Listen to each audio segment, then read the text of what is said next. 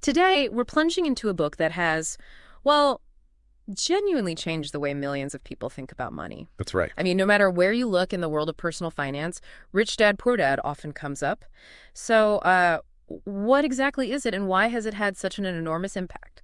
Well, our mission today is really to take a detailed deep dive into this highly influential book. Okay. We'll try to pull out its core ideas, understand its maybe surprising strengths, but also acknowledge the criticisms, which are pretty significant, Right. and then sort of assess its lasting impact. It's really about getting to the heart of what this book truly offers you, as someone looking to be well-informed about financial thinking, Sure. to really grasp its unique perspective. Okay. So, at its core, Rich Dad Poor Dad is framed, I guess, as part memoir, part guide to fundamentally changing your mindset about money. Hmm.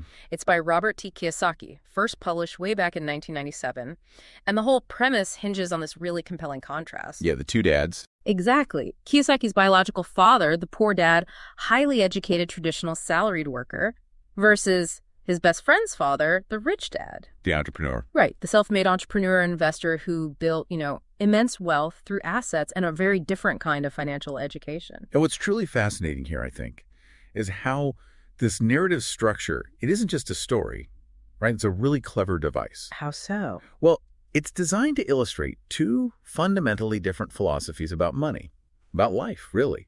It immediately sets the stage for you to think about financial concepts through this very personal, kind of relatable lens. Yeah, it makes you question your own background, your own assumptions. Exactly. Okay, so let's unpack this then. If you boil down Kiyosaki's core message, what are the essential concepts he really wants you to grasp? Well, he kicks it off with something that many find pretty provocative. Which is? The distinction between assets versus liabilities.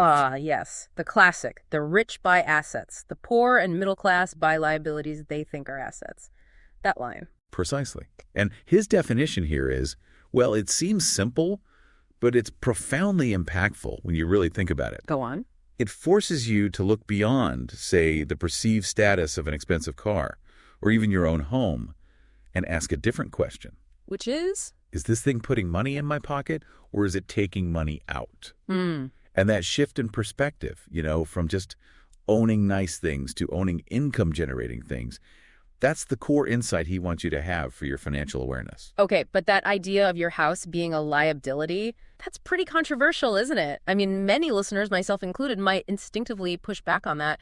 Real estate is often seen as like the cornerstone of wealth building. Oh, absolutely. That's a great point. And it's where Kiyosaki often sparks the most debate. So what's the distinction he's trying to make there, beyond just the obvious costs like maintenance and taxes? Right. He's not necessarily saying owning a home is bad.